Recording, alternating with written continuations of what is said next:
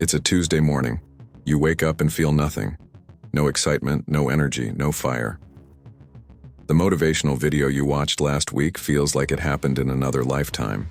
The goals you set with such enthusiasm feel distant, almost irrelevant. Your body is heavy, your mind is foggy, and every part of you wants to stay in bed. This is the moment most people quit. They tell themselves, "I'll start again when I feel motivated." They wait for inspiration to return. They scroll through social media looking for that spark, that quote, that story that will make them feel ready again. But the spark doesn't come, and days turn into weeks. Weeks turn into months.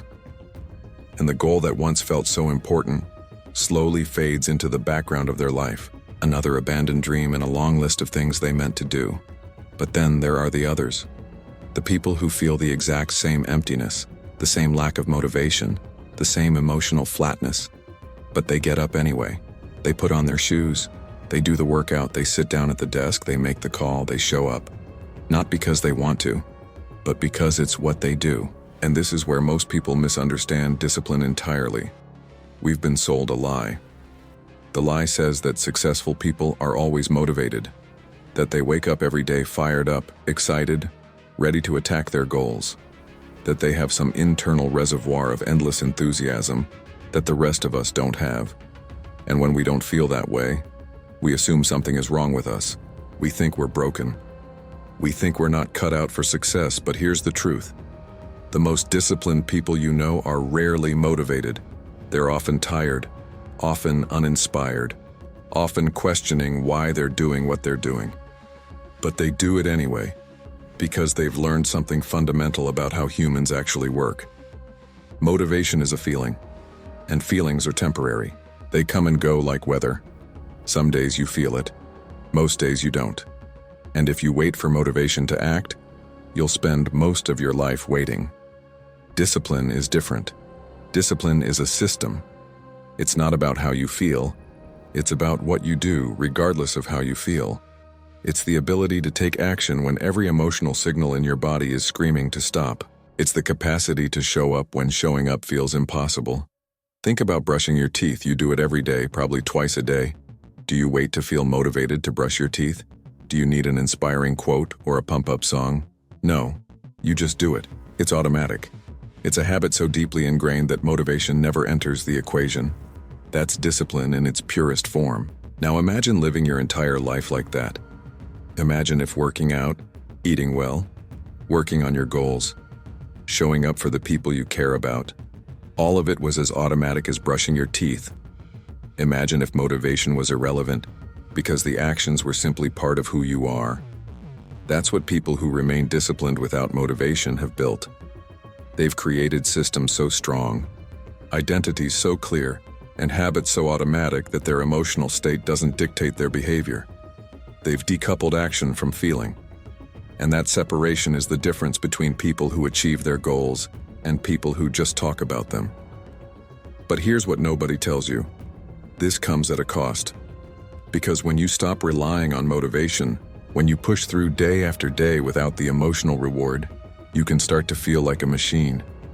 You can lose touch with why you're doing what you're doing. You can become so focused on the system that you forget to check if the system is still serving you. So this isn't just a celebration of discipline. It's an honest look at what it actually takes to keep going when you don't want to. What happens in your brain when you override your emotions? Why some people can do this and others can't? And most importantly, how to build this capacity without losing yourself in the process. Because the goal isn't to become a robot. The goal is to become someone who doesn't need to feel good to do good.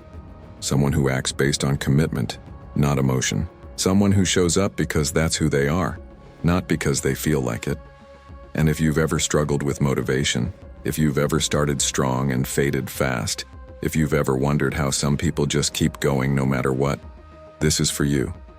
Because motivation is overrated, and discipline, real discipline, is the only thing that lasts. Let's talk about what's happening in your brain when you act without motivation.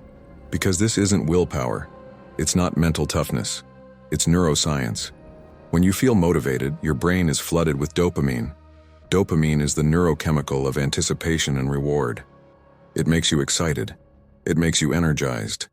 It makes taking action feel easy because your brain is expecting a payoff. This is why motivation feels so good. Your entire nervous system is aligned toward the goal. But dopamine is unreliable. It spikes in response to novelty, to new goals, to early progress. But over time, the same goal stops producing the same dopamine response. The shine wears off, the excitement fades, and suddenly, the thing that felt effortless now feels like dragging a boulder uphill. This is why New Year's resolutions fail. January 1st, dopamine is high. The goal is new. The possibility feels real. But by February, the novelty is gone. The dopamine drops. And without that chemical push, most people quit. People who remain disciplined without motivation have learned to bypass this system. They don't wait for dopamine. They act anyway. And they do this by leveraging a different part of the brain, the basal ganglia. The basal ganglia is responsible for habit formation. It's the part of your brain that automates behavior. When you first learn to drive, it requires intense focus. Your prefrontal cortex is working hard, processing every decision. But after months of repetition, driving becomes automatic. Your basal ganglia takes over. You can drive while thinking about something completely different. This is what disciplined people do with their goals. They repeat the behavior so many times that it becomes encoded in the basal ganglia. It becomes a habit. And once it's a habit, motivation is irrelevant. You don't need to feel like doing it. You just do it because that's what you do. But here's the catch. Building a habit strong enough to override motivation takes time. Neuroscientists estimate it takes anywhere from 66 to 254 days of consistent repetition for a behavior to become truly automatic.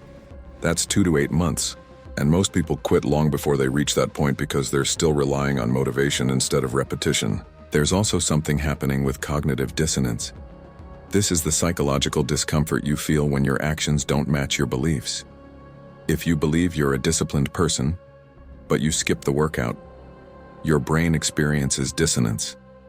And to resolve that dissonance, you either change your behavior or change your belief. People who remain disciplined without motivation have tied their identity so tightly to their actions that skipping feels like a betrayal of self. It's not about the workout, it's about who they are. And protecting that identity becomes more powerful than any fleeting feeling of motivation. Then there's the role of the anterior cingulate cortex, ACC. This is the part of your brain that detects conflict between what you want to do, stay in bed, and what you know you should do, get up and work out. The ACC creates that uncomfortable tension you feel when you're lying there debating with yourself. Most people try to eliminate this tension by giving in. They stay in bed. The tension disappears. Problem solved. But disciplined people have trained themselves to tolerate this tension. They've learned that the discomfort passes whether you give in or not. And if you push through it enough times, it gets easier. Not because the tension goes away, but because you get better at sitting with it. There's also evidence that emotional regulation plays a huge role. People who can act without motivation tend to have high emotional regulation skills. They can feel unmotivated and not be controlled by that feeling. They can feel tired and still act. They can feel doubt and still commit. They've separated their emotional experience from their behavioral response. This is a skill. It's not innate. It's trained. And it's trained through repetition. Every time you do the thing, even though you don't feel like it, you're strengthening the neural pathway that says, feelings don't dictate actions. But here's what's important to understand. This isn't about suppressing emotions. It's not about becoming emotionless. It's about creating distance between feeling and action. You feel the lack of motivation. You acknowledge it, but you don't let it make the decision. Think of it like this. Motivation is the weather. Some days it's sunny. Some days it's storming. But if you only go outside when the weather is perfect, you're not going to get very far. Disciplined people have learned to move regardless of the weather. They've built systems that work in sun or rain. And those systems, not their feelings, determine their actions. So when you see someone who never seems to lose momentum, who shows up day after day with robot-like consistency, they're not superhuman. They've just automated the process. They've moved the behavior from the effortful prefrontal cortex to the automatic basal ganglia. And once it's there, motivation doesn't matter anymore. Here's the secret that separates people who stay disciplined from people who burn out. They don't rely on themselves. They rely on systems. Most people think discipline is about being strong enough to do hard things, but that's exhausting. That's unsustainable. Real discipline is about designing a life where the hard things become easy, where the environment does the work so you don't have to. Let's break down how this actually works. Systems remove decisions. Every decision you make drains mental energy. Should I work out today? What should I eat? When should I start working? These micro decisions accumulate, and by the end of the day, you're too depleted to make good choices. This is called decision fatigue, and it's why you can resist the donut in the morning, but eat the entire pint of ice cream at night. Disciplined people eliminate decisions by creating routines. They work out at the same time every day. They eat the same meals. They follow the same morning routine. It's not because they lack creativity. It's because they understand that automation conserves willpower. Systems leverage environment. Your environment is stronger than your willpower. If there's junk food in your house, you'll eat it eventually. If your phone is next to your bed, you'll scroll before sleep. If your gym bag isn't packed, you'll skip the workout. Disciplined people design their environment to make the right choice the easy choice. They prep meals on Sunday so eating healthy is effortless during the week. They put their running shoes by the bed so getting up to run requires less friction. They delete social media apps so distraction requires extra steps. They're not stronger than you. They've just made it harder to fail. Systems use implementation intentions. This is a concept from psychology, if-then planning. Instead of saying, I'm going to work out more, you say, if it's 6 a.m., then I put on my shoes and go to the gym. The specificity removes ambiguity. Your brain knows exactly what to do and when to do it. Research shows that people who use implementation intentions are 2 to 3 times more likely to follow through on their goals, because they've removed the need to decide in the moment. The decision was already made. Systems create accountability structures. Doing something alone in private requires maximum willpower. Doing something with accountability requires much less. This is why people hire coaches, join groups, or tell friends about their goals. External accountability creates external pressure, and external pressure compensates for internal lack of motivation. Some people use financial accountability. They bet money on their commitment. If they skip, they lose cash. The pain of loss is often more motivating than the promise of gain. Others use social accountability. They post their progress publicly. The fear of looking like a quitter keeps them going even when motivation dies. Systems track without emotion. Feelings lie. You can feel like you're working hard but actually be coasting. You can feel like you're making no progress but actually be improving steadily. Disciplined people track objectively. They count reps, log hours, measure results. The data doesn't care how they feel. It just shows reality, and reality keeps them honest. Systems build in recovery. This is the part most people miss. Sustainable discipline isn't about grinding every single day. It's about knowing when to push and when to rest. Systems include rest days, recovery periods, and off-seasons. Because discipline without recovery leads to burnout, and burnout destroys everything. Systems separate identity from outcome. Here's the most important part. People who remain disciplined without motivation have stopped tying their self-worth to results. They don't work out to look good. They work out because they're someone who works out. They don't write to become famous. They write because they're a writer. The identity is the reward. The outcome is just a byproduct. This is why they don't need motivation. They're not chasing a feeling, they're living in alignment with who they are. And that alignment is self-reinforcing. Now, here's the hard truth.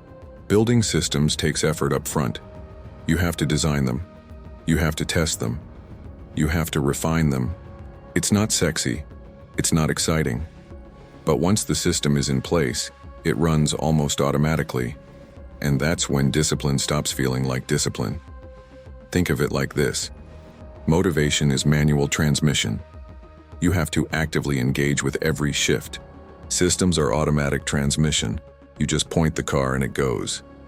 Both get you there, but one requires constant effort, the other doesn't.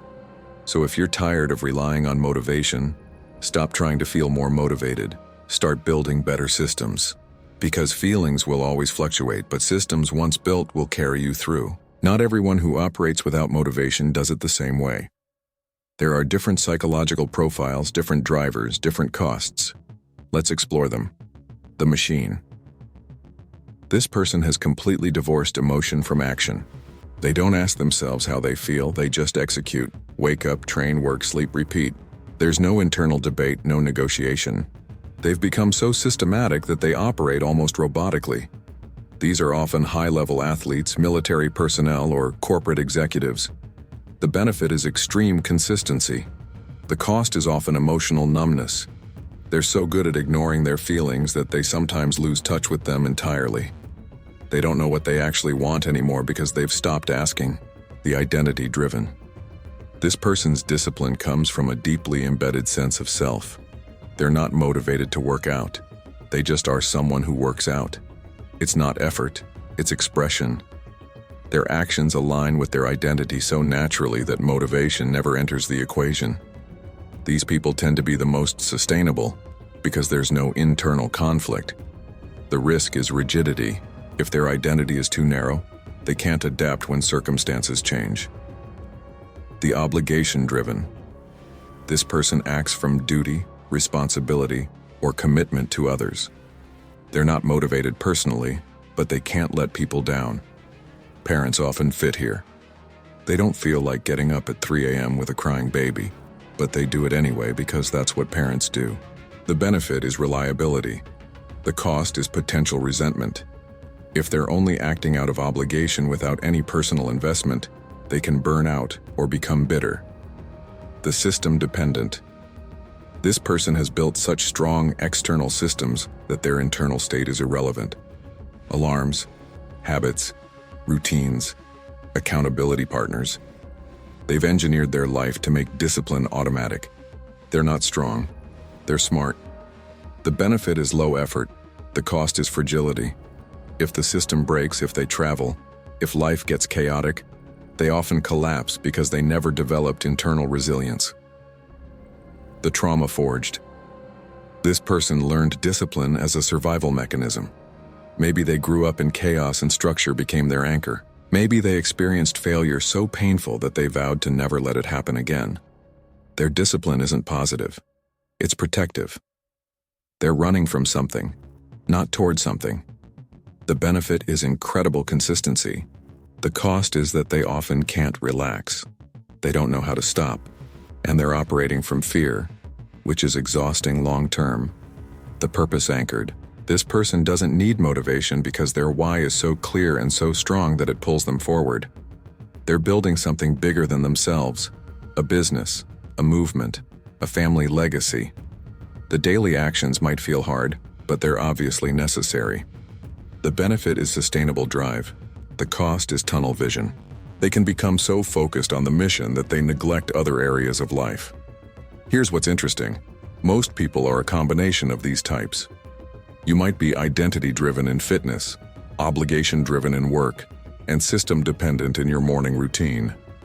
Understanding which type is operating in which area helps you leverage strengths and address weaknesses. But there's a common thread across all these types. They've all made peace with discomfort. They've accepted that most days won't feel good, that motivation is rare, that the work is often boring, repetitive, unglamorous, and they've decided that's okay. They don't need the work to feel good, they just need it to get done. This is the psychological shift that changes everything. Most people are waiting for the work to feel easy. Disciplined people have accepted it will often feel hard. And that acceptance removes the resistance. When you stop fighting the difficulty, it becomes less difficult. Let's talk about the shadow side. Because acting without motivation, day after day, year after year, can hollow you out if you're not careful. There's a point where discipline stops being a tool and starts being a cage. Where you're so good at pushing through, at overriding your feelings, at showing up regardless of your state, that you lose touch with yourself entirely. You become efficient, productive, consistent, But you're not happy. You're not fulfilled. You're just going through the motions. This is the danger of discipline without purpose. When you're disciplined but you've lost sight of why, you become a machine executing programs you no longer believe in. You wake up, work out, work, sleep, repeat. And somewhere along the way, you forget to check if this is still the life you want. Some people realize this after years. They've achieved the goal. They've built the body, the business, the career. But they feel empty because they were so focused on the system that they never asked if the system was serving their actual values. They optimized their life for productivity, but forgot to optimize for meaning. There's also emotional suppression. When you train yourself to act regardless of how you feel, you can start to devalue feelings altogether. You become someone who dismisses emotions as weakness, as obstacles, as irrelevant noise. And while that might make you effective in the short term, it damages you long term. Because emotions are information. They tell you when something is wrong, when you're burnt out, when a relationship is toxic, when a path isn't right for you. If you've trained yourself to ignore those signals, you'll keep walking in the wrong direction until something breaks. Then there's the relational cost. People who operate without motivation can be hard to connect with. They're so disciplined, so controlled, so focused, that they don't leave room for spontaneity, for play, for just being. Friends stop inviting them because they always say no. Partners feel neglected because the routine always comes first. And slowly they become isolated. There's also the risk of identity collapse. If your entire sense of self is built on being disciplined, what happens when you can't maintain it? When you get injured and can't train? When you burn out and can't work? If discipline is your identity, and you lose the ability to be disciplined, you lose yourself. And that's terrifying. Some people also fall into moral superiority. They start to judge others who aren't as disciplined. They see people who skip workouts, who sleep in, who take breaks, and they feel contempt. They've made discipline a virtue and lack of discipline a sin. And that judgment, that rigidity makes them insufferable. Here's the hard question. Are you disciplined because you want to be or because you're afraid of what happens if you're not? Are you acting from choice or from compulsion? Because if you can't stop, if the thought of taking a day off creates anxiety, if you feel guilty every time you're not being productive, then you're not disciplined. You're controlled by discipline. And that's not freedom. That's just a different kind of prison. The healthiest people who remain disciplined without motivation are the ones who've built in flexibility. They have the discipline, yes, but they also have the wisdom to know when to break the routine, when to rest, when to prioritize connection over productivity, when to choose presence over performance. They're disciplined, but they're also human. They push hard, but they also let go. They have systems, but they're not enslaved by them. And that balance, that ability to be both disciplined and flexible, is what makes their discipline sustainable. Because if discipline makes you less alive, less connected, less joyful, then what's the point? You've optimized your life into a schedule but lost your life in the process. And that's not success. That's just a highly organized form of suffering. So how do you actually build this? How do you become someone who acts without needing to feel motivated, but without losing yourself in the process? Here's the framework. Start with clarity, not motivation. Before you build any system, get brutally clear on why this matters. Not why it sounds good, not why other people think it should matter, why it actually matters to you. Write it down. Be specific. Because when motivation dies, and it will, your why is the only thing that will keep you going. Build identity, not just habits. Don't say, I'm trying to work out more. Say, I'm someone who takes care of their body. The language matters. It shifts from something you do to something you are. And when it's part of your identity, skipping feels like betraying yourself, which is a much stronger deterrent than relying on fleeting motivation. Design your environment ruthlessly. Remove friction from good behaviors and add friction to bad ones. Want to read more?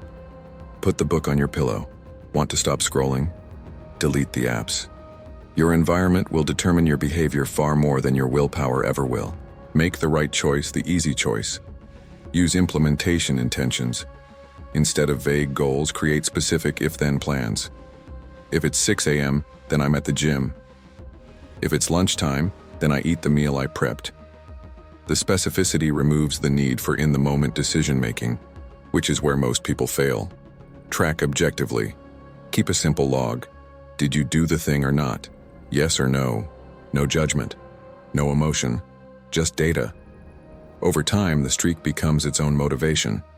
You won't want to break it. This is the power of the don't break the chain method. Build in recovery intentionally. Schedule rest days. Schedule time off. Schedule periods where you do nothing productive. This isn't weakness. This is sustainability. The people who last are the ones who recover. The ones who burn out are the ones who never stop. Separate discipline from self-worth. You are not your productivity. You are not your consistency. You are a human being with inherent value regardless of what you accomplish today. Discipline is a tool to build the life you want. It's not a measure of your worth. If you tie the two together, you'll suffer. Check in regularly. Once a month, ask yourself, is this still serving me? Am I doing this because I want to or because I'm afraid to stop? Am I healthier, happier, more capable? Or am I just more controlled? Be willing to adjust. Discipline should serve your life, not consume it. Practice flexibility. Occasionally, intentionally break the routine. Skip a workout. Sleep in. Take a spontaneous trip. Do this on purpose so you prove to yourself that the world doesn't end. That you're in control of the system, not the other way around. This builds resilience and prevents rigidity. Find accountability, not motivation. Join a group. Hire a coach. Tell a friend. External accountability works when internal motivation doesn't. But choose accountability that supports you, not judges you. The goal is to keep going, not to feel guilty. Reframe discipline as freedom. This is the mindset shift that changes everything. Discipline isn't about restriction. It's about doing the hard things now so life is easier later. It's about building the body that lets you move freely, the skills that let you create freely, the systems that let you live freely. Discipline is the price of freedom. And once you see it that way, it stops feeling like punishment. Here's the truth. You will not feel motivated most days. That's normal. That's human. The question is, will you act anyway? Will you show up when you don't want to? Will you do the work when it feels pointless? Because that's where the real growth happens. Not in the days you feel unstoppable, in the days you feel nothing and move anyway. Motivation is a spark. It starts the fire. But discipline is the fuel that keeps it burning long after the spark is gone. And the people who build extraordinary lives aren't the ones who stay motivated. They're the ones who keep going when motivation dies. If this resonated, leave a comment. Let me know what you're committed to even when you don't feel like it. And if you want more honest breakdowns of how high performers actually think, subscribe, because we're just getting started.